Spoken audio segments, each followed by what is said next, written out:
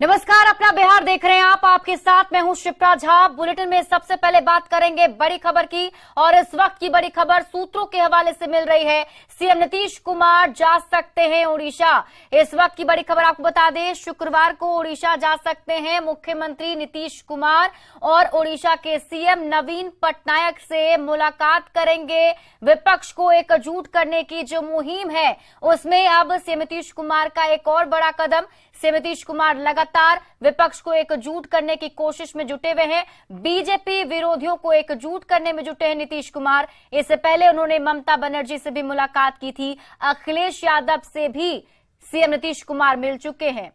पटना संवाददाता आनंद अमृतराज अधिक जानकारी के साथ जुड़े हुए हैं। आनंद, देखिए, जो धार लगातार मुख्यमंत्री विपक्ष को एकजुट करने में दे रहे हैं, उसमें अब एक और बड़ा कदम मुख्यमंत्री का। देखिए, इससे निश्चित तौर पे से कुछ दिन पहले आपको याद होगा कि मुख्यमंत्री नीतीश कुमार ने डिप्टी सीएम तेजस्वी यादव के साथ और जो बिहार सरकार के मंत्री संजय झा के साथ बंगाल में जाकर बंगाल के मुख्यमंत्री ममता बनर्जी से मुलाकात की थी, और उसके बाद उत्तर प्रदेश में पूर्व मुख्यमंत्री अखिलेश यादव से मुलाकात की थी। और अब जो हमारे सूत्र बता रहे हैं कि शुक्रवार को उड़ीसा जाकर नवीन पटनायक, जो वहाँ के मुख्यमंत्री हैं और देश की सियासत में उनका काफी महत्वपूर्ण स्थान माना जाता है, उनसे भी मुलाकात कर सकते हैं। इसके पहले भी कई बार मुख्यमंत्री ने संकेत दिया था कि वो धीरे धीरे उनकी कोशिश है कि बीजेपी विरोधी जो तमाम नेता हैं उनसे मुलाकात कर एक बड़े विपक्ष की तैयारी करें। और ममता बनर्जी ने यह भी आग्रह उनसे किया था जब उनसे मुलाकात हुई थी कि आप पटना में ही एक जो भी महागठबंधन के जो तमाम सहयोगी एक साथ अगर आते हैं तो उनकी बैठक बिहार में ही राजधानी पटना में बुलाए। तो उसी कड़ी का हिस्सा ये माना जा रहा है कि शुक्रवार को जो सूत्र बता रहे हैं कि शुक्रवार को नीतीश कुमार उड़ीसा जा सकते हैं और नवीन पटनायक से मुलाकात करके जो बीजेपी विरोधी 2024 के एक बड़ी मुहिम में नीतीश कुमार लगे हुए हैं, उसी मुहिम को आगे बढ़ाते हुए नवीन पटनायक से मुलाकात कर और उन्हें भी ये समझाने की कोशिश करेंगे कि 2024 के लोकसभा चुनाव में बीजेपी के खिलाफ एक मोर्चा बनाने की जो तैयारी हो रही है उसमें आप भी भागीदार बने। नवीन पटनायक जो उड़ीसा के मुख्यमंत्री हैं, उनके देश के राजनीति में भी काफी खास महत्व रहता है। तो ऐसे में उड़ीसा के मुख्यमंत्री से नीतीश कुमार की मुलाकात बेहद महत्वपूर्ण हो सकती है। और फिलहाल नवीन पटनायक के बारे में ये माना जाता है कि वो तटस्थ नेता है, वो किसी के साथ जल्दी दिखते नहीं है। तो ऐसे में नीतीश कुमार से नवीन पटनायक की मुलाकात बेहद महत्वपूर्ण हो सकती है और नीतीश कुमार कैसे समझाने में उन्हें सफल होते हैं ये देखना में दिलचस्प होगा। लेकिन मुख्यमंत्री की ये पहल निश्चित तौर पर उसी कड़ी का हिस्सा माना जाएगा जिसमें उन्होंने इसके पहले भी घोषणा किया था कि उनकी कोशिश है कि 2024 के पहले एक बड़ा गठबंधन बनाया जाए और ताकि 2024 में बीजेपी को शिकस्त दिया जाए। तो बिल्कुल आनंद, ये मुलाकात काफी अहम भी होगा, लेकिन मुझे बताइए क्या कुछ और जानकारी मिल पा रही है? कितने दिनों का ये दौरा होने वाला है और क्या मुख्यमंत्री के साथ और कौन कौन लोग इसमें शामिल हो सकते हैं?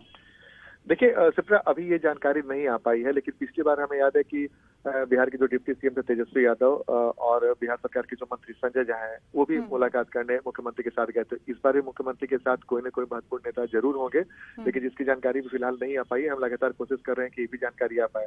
लेकिन इसी बीच में मैं आपको ये भी जानकारी दे दूं कि जो जेडीयू के राष्ट्रीय अध्यक्ष ललन सिंह, वो इस वक्त झारखंड में है और उन्होंने झारखंड के मुख्यमंत्री से मुलाकात करके विपक्षी एकता को लेकर उनसे भी चर्चा की। और माना जा रहा है कि बहुत जल्द इसी महीने में कभी भी मुख्यमंत्री झारखंड भी जाकर हेमंत सोरेन से भी मुलाकात कर सकते हैं। तो ये चलिए, आप इस पूरी खबर पर नजर बनाए रखिए। बहुत बहुत शुक्रिया तमाम जानकारी के लिए आनंद। बढ़ते हैं आगे और अब आपको बताते हैं कि विपक्ष को एक मंच पर लाने में जुटे नीतीश कुमार ने हाल के दिनों में किन बड़े नेताओं से मुलाकात की है। तारीख दर तारीख अगर बात करें तो सबसे पहले शुरुआत होती है 12 अप्रैल से। 12 अप्रैल को दिल्ली में राहुल गांधी से सीएम नीतीश कुमार ने मुलाकात की थी। 12 अप्रैल को ही कांग्रेस अध्यक्ष मल्लिकार्जुन खड़गे से मुलाकात की थी और उसी दिन यानी कि 12 अप्रैल को ही दिल्ली में अरविंद केजरीवाल से भी मुलाकात करने पहुंचे थे मुख्यमंत्री नीतीश कुमार। इसके बाद 13 अप्रैल को सीपीआई महासचिव सीताराम येचुरी से मुलाकात की थी और 13 अप्रैल को ही सीपीआई नेता डी राजा से भी उनकी मुलाकात हुई थी। और इसके साथ ही 24 अप्रैल को कोलकाता गए थे मुख्यमंत्री, जहां उन्होंने ममता बनर्जी से मुलाकात की और 24 अप्रैल को लखनऊ में अखिलेश यादव से भी मुलाकात की थी। तो क्या बीजेपी सम्राट चौधरी को बिहार के मुख्यमंत्री पद का उम्मीदवार बनाएगी? क्या सम्राट चौधरी ही होंगे बिहार बीजेपी की ओर से सीएम कैंडिडेट? ये सवाल इसलिए क्योंकि बेगूसराय में जिस अंदाज में केंद्रीय मंत्री और स्थानीय सांसद गिरिराज सिंह ने सम्राट चौधरी को भावी मुख्यमंत्री के तौर पर उनके सामने समर्थन में नारे लगवाए, उससे संकेत को समझा जा सकता है। वैसे सम्राट दंगा मुक्त प्रदेश बनाने की बात कहते हैं। साफ है बीजेपी संकेत दे रही है कि यूपी मॉडल की तर्ज पर ही बिहार में सरकार चलेगी। ये न्याय कौन देगा जब आएगा इस राज्य में योगी जैसा मुख्यमंत्री, वही न्याय देगा। बेगूसराय में आयोजित कार्यक्रम में केंद्रीय मंत्री गिरिराज सिंह ने जिस मंच से ये बातें कही, उसी मंच पर सम्राट चौधरी भी मौजूद थे। लेकिन गिरिराज का जो अंदाज था वो सम्राट को भावी मुख्यमंत्री बनाने के जैसा ही था। सुनिए क्या कहा गिरिराज। सम्राट चौधरी जिस दिन से अध्यक्ष बने हैं, नारे लग रहे हैं सम्राट चौधरी बिहार का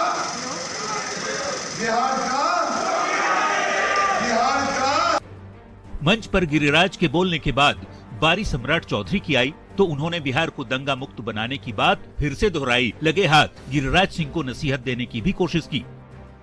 जिस प्रदेश में दंगा शब्द का नाम निशान नहीं मिटाना है, बिहार में कभी दंगा नहीं हो, इसकी कल्पना करना स्वाभाविक है। गिरिराज जी तो थोड़ा आगे बढ़कर बोलते रहते हैं। मंच पर गिरिराज ने समर्थकों से सम्राट चौधरी को भावी सीएम बनाने के नारे लगवाए।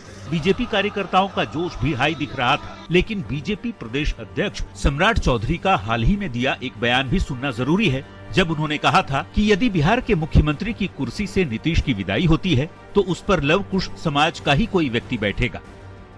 लव कुश समाज को मैं जरूर गारंटी देना चाहता हूं कि एक व्यक्ति यदि आपके बीच से राजनीतिक तौर पर जाएगा तो कोई दूसरा व्यक्ति सत्ता में नहीं बैठेगा, कोई लवकुश समाज का ही सत्ता में बैठने का काम करेगा। सम्राट लवकुश समाज से खुद ही आते हैं तो क्या सम्राट चौधरी ये संकेत पहले ही दे दिए थे कि कौन मुख्यमंत्री पद का उम्मीदवार होगा? और क्या ये महज संजोग ही कहा जाएगा कि करीब 20 दिन बाद खुले मंच से बीजेपी के एक और बड़े नेता गिरिराज सिंह सम्राट को भावी सीएम से जुड़ा नारा लगवाते हैं? वैसे बेगूसराय के मंच से जो नारेबाजी की गई उसने बिहार के सियासी तापमान को बढ़ा जरूर दिया है। न्यूज़ 18 के लिए बेगूसराय से संतोष के साथ ब्यूरो रिपोर्ट। तो गिरिराज सिंह ने सम्राट चौधरी को लेकर इशारों में जो बड़ा बयान दिया उस पर बिहार की सियासत बेहद गर्म हो गई है। सम्राट और योगी मॉडल को लेकर सरकार और विपक्ष आमने सामने है। चौधरी जिस दिन से अध्यक्ष बने हैं, नारे लग रहे हैं सम्राट चौधरी बिहार का। गिरिराज सिंह बीजेपी के फायर ब्रांड नेता माने जाते हैं। उनके बयान को हल्के में नहीं लिया जा सकता, लेकिन इसी के साथ ये सवाल भी खड़ा होता है कि गिरिराज ने आखिर सम्राट चौधरी को लेकर इस तरह का बयान क्यों दिया। इस सवाल पर बीजेपी के नेता भी संभल कर इशारा भी कर रहे हैं। सुनिए। नीतीश सरकार के तुष्टीकरण से उब करके बिहार की जनता ये चाहती है कि बिहार में भी जोगी जैसा कोई मुख्यमंत्री हो। जाहिर है सम्राट को प्रदेश अध्यक्ष बनाकर बीजेपी ने पहले ही कुशवाहा वोटर को मैसेज दे चुकी है, लेकिन अब उसी कड़ी को आगे बढ़ाते हुए केंद्रीय मंत्री गिरिराज सिंह का सम्राट के नाम को बोलना बड़ा इशारा करता है। लेकिन बीजेपी के दांव पर महागठबंधन के नेता भी पलटवार कर रहे हैं। बिहार को वैसा मुख्यमंत्री जो गिनीज बुक में जो पार्टी अपना नाम दर्ज कराती है, लेकिन वीर कुंवर सिंह का उस सर्टिफिकेट में नाम नहीं देती है। बिहार को ओजस्वी और तेजस्वी मुख्यमंत्री चाहिए जो बिहार के विकास में अपना योगदान दे। मतलब गिरिराज सिंह जी ये मान चुके हैं कि बिहार भाजपा में अब उनका कोई नाम लेवा नहीं रह गया है। कोई बात नहीं गिरिराज जी, निराश मत होइए। बिहार की जनता भाजपा को कभी बिहार में सरकार बनाने का मौका ही। बिहार में जाति की राजनीति खूब होती है और हर पार्टी अपने अपने हिसाब से जातीय गोटी सेट भी करती है। सम्राट चौधरी को लेकर जिस तरह से बीजेपी आक्रामक है, उससे साफ संकेत है कि बिहार में बीजेपी अपने परंपरागत वोटर के साथ ही नीतीश कुमार के लवकुश समीकरण पर भी निगाहें गड़ाए हुए है। न्यूज़ 18 के लिए बेगूसराय से संतोष के साथ पटना से आनंद अमृतराज की रिपोर्ट। और इसी बीच रुक करेंगे बड़ी खबर की। दिल्ली से बड़ी खबर है लुधियाना गैस लीक मामला, जिसमें एनजीटी का बड़ा आदेश सामने आया है। एनजीटी ने बड़ा आदेश दिया है। 20 लाख रुपए का मुआवजा का आदेश दिया गया है। मृतक के परिजनों को मुआवजे का आदेश दिया गया है। जांच के लिए 8 सदस्यीय टीम भी गठित कर दी गई है। 1 महीने के अंदर कमेटी अपना रिपोर्ट सौंपेगी। पंजाब राज्य पॉल्यूशन कंट्रोल बोर्ड के चेयरमैन कमेटी की अध्यक्षता करेंगे। बिहार के 7 लोगों की गैस लीक में मौत हो गई थी। गया के एक ही परिवार के 5 लोगों की इसमें मौत हुई थी। लुधियाना के ग्यासपुर में 30 अप्रैल को जहरीली गैस लीक कांड हुआ था। बिहार सरकार ने 1,78,000 शिक्षकों की नियुक्ति से जुड़े फैसले को मंजूरी दे दी है। मुख्यमंत्री नीतीश कुमार की अध्यक्षता में आज हुई कैबिनेट की बैठक में शिक्षकों की नियुक्ति से जुड़े फैसले को हरी झंडी दे दी गई। शिक्षकों की नियुक्ति बीपीएससी की ओर से आयोजित परीक्षा के जरिए की जाएगी।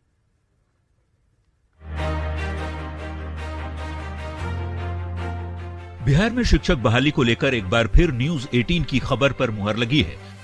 मंगलवार को हुई नीतीश कैबिनेट की बैठक में बिहार के स्कूलों में कुल 1,78,026 पदों पर शिक्षकों की बहाली के प्रस्ताव पर मुहर लग गई। न्यूज 18 ने इतनी ही संख्या में शिक्षकों की बहाली से जुड़ी खबर दिखाई थी। पहली से 5वीं कक्षा तक 85,477 शिक्षकों की बहाली होगी। 6ठी से 8वीं कक्षा तक के लिए 1,745 पदों पर बहाली होगी, जबकि 9वीं से 10वीं कक्षा के लिए 33,186 पदों पर बहाली होगी। तो वहीं 11वीं से 12वीं कक्षा के लिए 33,186 शिक्षकों की बहाली होगी। सबसे महत्वपूर्ण निर्णय राज्य में शिक्षकों की बहाली के संबंध में लिया गया। बिहार राज्य विद्यालय अध्यापक नियुक्ति स्थानांतरण अनुशासनिक कार्रवाई सेवा शर्त नियमावली 2023, आपको याद होगा कि कुछ दिन पहले मंत्रिपरिषद ने इसकी स्वीकृति दी गई और अब इसके अंतर्गत पदों के सृजन हुए। ये भी समझ लीजिए कि शिक्षकों का वेतन अब कितना होगा। तो अब प्राइमरी के नियोजित शिक्षक का वेतन 44,130 रुपये होगा। मध्य विद्यालय के नियोजित शिक्षक को अब 49,050 रुपये प्रति माह मिलेंगे। हाई स्कूल के नियोजित शिक्षक को 53,970 रुपये मिलेंगे।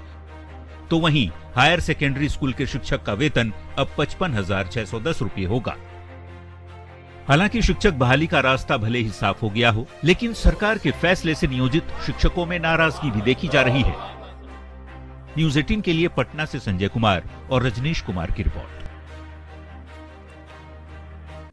नीतीश सरकार ने शिक्षकों के 1,78,026 पदों पर बहाली की मुहर लगा दी है, लेकिन शिक्षक अभ्यर्थियों को ये रास नहीं आ रहा है और वो सरकार पर वादा खिलाफी का आरोप लगा रहे हैं। अभ्यर्थियों ने कहा है कि सरकार ने 3 लाख से अधिक पदों पर बहाली की बात कही थी, लेकिन आज अपनी ही बात से सरकार मुकर गई है।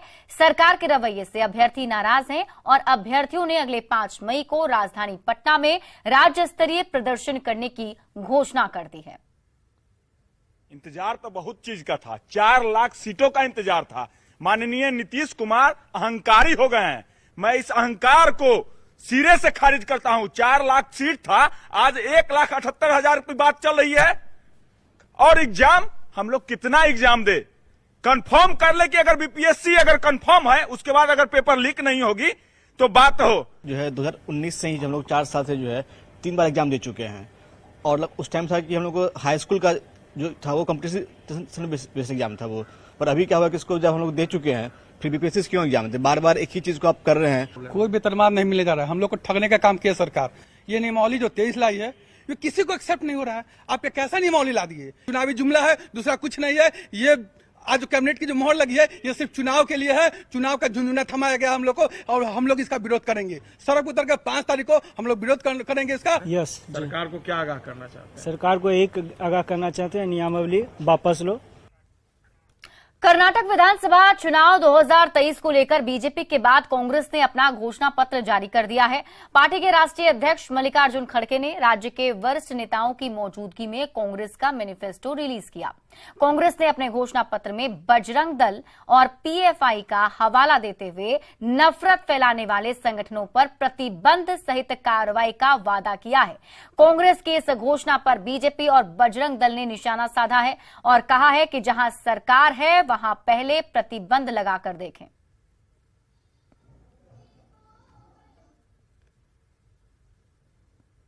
तुम देश की जनता को धोखा नहीं दे सकती सोनिया गांधी।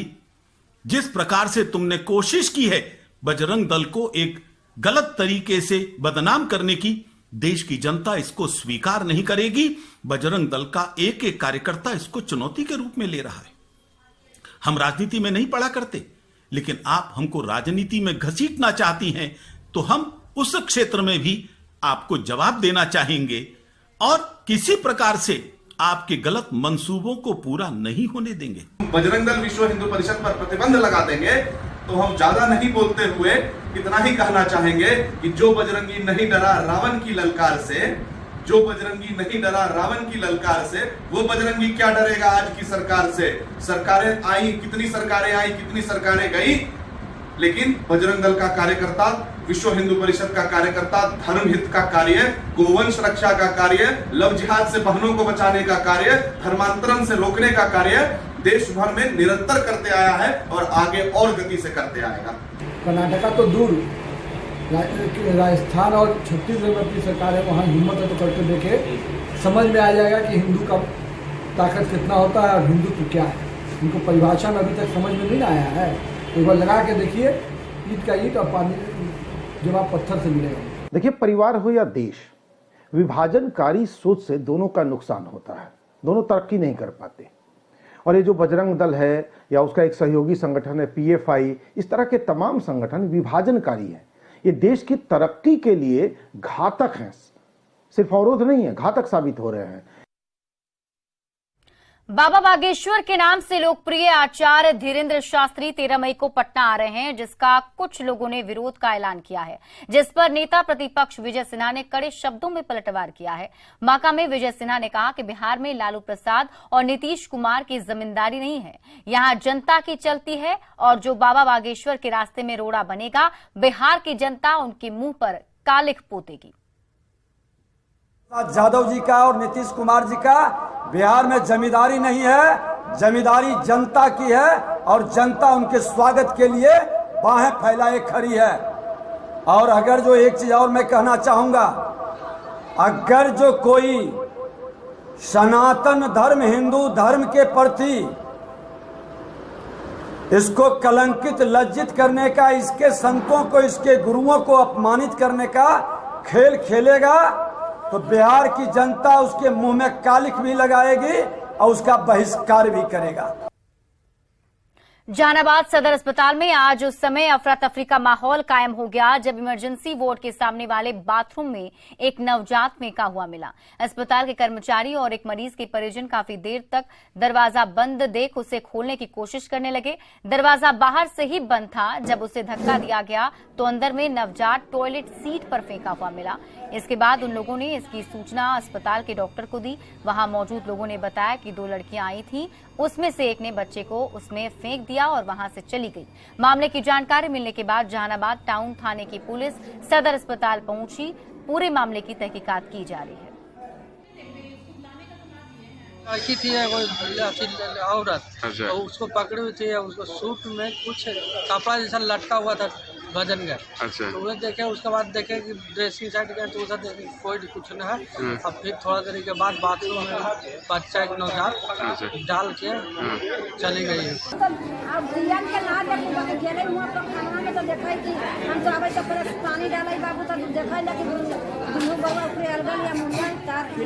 तो फिर आप देख के किसी को बताए? हाँ, तो इतना देर देखे कि बाहर से लगल तब खोले तब लड़का देखे तब भाग ले जाने। अच्छा, कौन फेंका वो नहीं देखे आप? कौन? बच्चा आया था तो अपनिया में था, बच्चा कुछ भी नहीं था, कलर ब्लू था बच्चा का, पूरा साइनस पूरा बॉडी था, हार्ट बीट तो एक भी नहीं मिल रहा था। फिर भी हम लोग लगा कि थोड़ा सा कोशिश करते हैं कि ये तो 1-2 बीट मिला, तो फिर उसको लेके रेडियो डिपार्टमेंट में, उसके बाद अम्बू करने लगे। करने के बाद बच्चा का मतलब एक्सप्रेशन आ गया है, हार्ट बीट भी अच्छा आ गया है, कलर भी पूरा अच्छा आ गया है।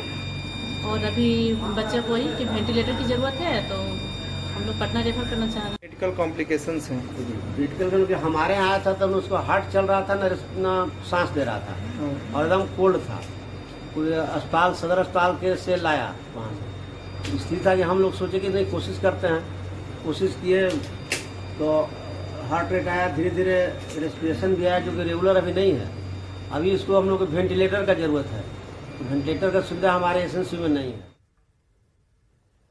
और सीतामढ़ी से आपको बड़ी खबर बता दें, नाइजीरियन नागरिक गिरफ्तार किया गया है। एसएसबी ने एक नाइजीरियन नागरिक को गिरफ्तार किया है।